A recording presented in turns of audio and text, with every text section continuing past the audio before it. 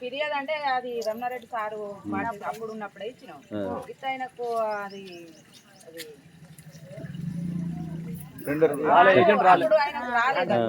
రాకపోతే మాకు 5 నెలలు చేసినాక మా డబ్బులు మాకు కావాలి. ఆయనకు టెండర్ రాలేదు. రాకపోతే మేము ఎమ్మెల్యే సార్ దగ్గరికి వచ్చి మాకు టెండర్ రాలేదు సార్, మరి మా డబ్బులు మాకు ఇవ్వాలి, మేము ఇంత తెలియకుండా కట్టుకున్నాం అని అనుకోలే. సరే నేను సార్ ఫోన్ చెప్తే మాట్లాడతా, నేను పోయి మీరు కంప్లైంట్ ఇవ్వని అన్నాడు. అందువల్ల పోయి ఇచ్చినాక మేము తిరగంగా మా డబ్బులు మాకు ఇచ్చినాక సార్ మీకు ఇట్లా 5 నెలలు చేసినాం కదా సార్, మాకు పని లేదు కదా అని అడిగితే, సరే మీకు 5 కట్టిన అంటారు కదా, మీరు ఒక 2 అయితే మీకు ఛాన్స్ ఇస్తా, మీరు 5 అంటారు కదా, మీ దాంట్లో మీరు ఎవరైనా డిసైడ్ చేసుకొని మీరు రాది అని అన్నాడు.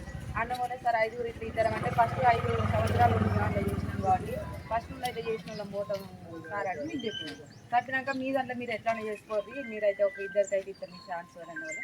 సరే 2 అయితే 2 పోదు అని అన్నవాళ్ళే. ఫస్ట్ నుండి చేసిన వాళ్ళం కాబట్టి మేము 2 పోతానని మేము అన్నాం. అన్నాక ఇంకొకరికి అన్ని ఇరి అని అన్నవాళ్ళే. సరే ఇంకొకరికి ఇస్తాం, 3 కింద ఇస్తా, 2 ఎస్పీ అది మెడికల్ కాలేజీలో పెట్టిస్తామని అన్నారు. ఇక ఇలా పెట్టించిన వాళ్ళు అయితే మేము పోతాను. ఇక మెడికల్ కాలేజీలో అన్నది వాళ్ళు తిరిగిరు కానీ వాళ్ళు ఎవరెవరికి పెట్టించారో తెలియదు. ఇలా పెట్టిన 10 మంది అయితే ఊరికొక్కరు ఉన్నారు. నేను 5 అన్నప్పుడు మీరే ఆలోచించుకున్నారు. మీరే ఆలోచించారు.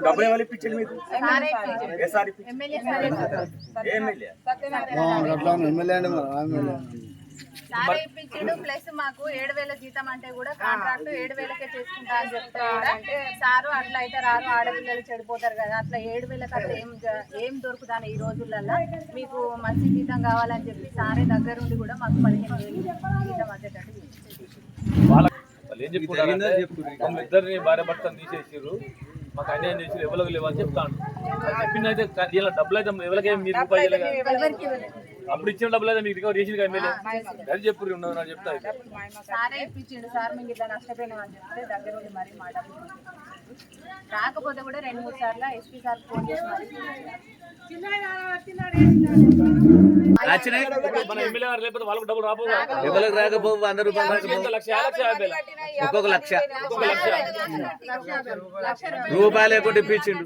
వాస్తవం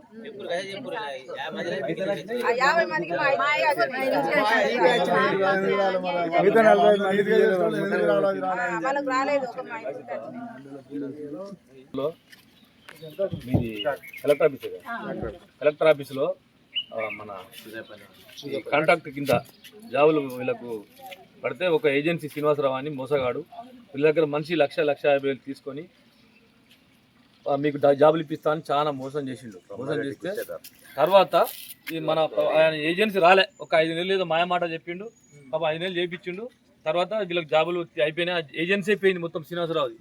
ఏజెన్సీ పోయినాక తర్వాత ఏజెన్సీ ఇంకో వీళ్ళకి చేంజ్ అయింది. చేంజ్ అయిన తర్వాత వీళ్ళ బాధ్యత అంతా పోయి ఎమ్మెల్యే గారికి చెప్పుకుంటే, అరే మీ అట్లా మోసం వాడిని పిలిపించి అప్పుడప్పుడు వాడిని బాగా తిట్టి కేసు పెట్టించి వీళ్ళ డబ్బులు వీళ్ళకి రికవర్ చేసి అందరి ఆ కుమరయ్యతో సహా అందరికి ఇప్పించిన తర్వాత మళ్ళీ ఏజెన్సీలో మీ అందరికైతే రావమ్మా, తర్వాత నిమ్మలంగా మంచి కొరకు ఇప్పిస్తా, ఫస్ట్ అయితే ఒక 3 తీసుకోరు అని చెప్పి వీళ్ళే మీరే అనుకోరి, మళ్ళీ నేను ఒకళ్ళ వాళ్ళు చెప్పా అంటే వీళ్ళే వాళ్ళే అనుకొని తర్వాత ఇంకోళ్ళు ఛాన్స్ వేస్తామని చెప్పి 3కి ఫస్ట్ ఇప్పించిండు.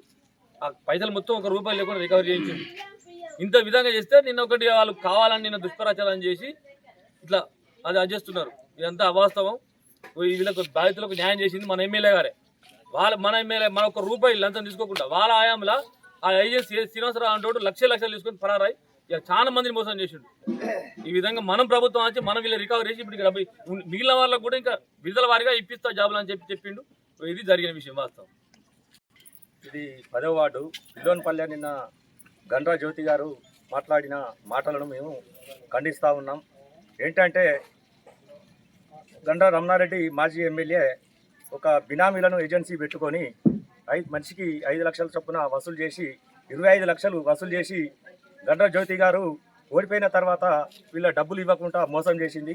దాన్ని మా ఎమ్మెల్యే గారు గెలిచినాక వీళ్ళు బాధితులు వాళ్ళ దగ్గరికి పోవడం జరిగింది. బాధితులు మనిషికి 5 లక్షలు ఇచ్చినామని చెప్పగానే సారు ఎస్పీ గారికి చెప్పి వాళ్ళ దగ్గర నుంచి వెళ్ళి ఆ శ్రీనివాసరావు ఏజెన్సీ దగ్గర నుంచి వెళ్ళి 5 లక్షలు రికవరీ చేయించి వాళ్ళ డబ్బులు వాళ్ళందరికీ ఇప్పించాడు.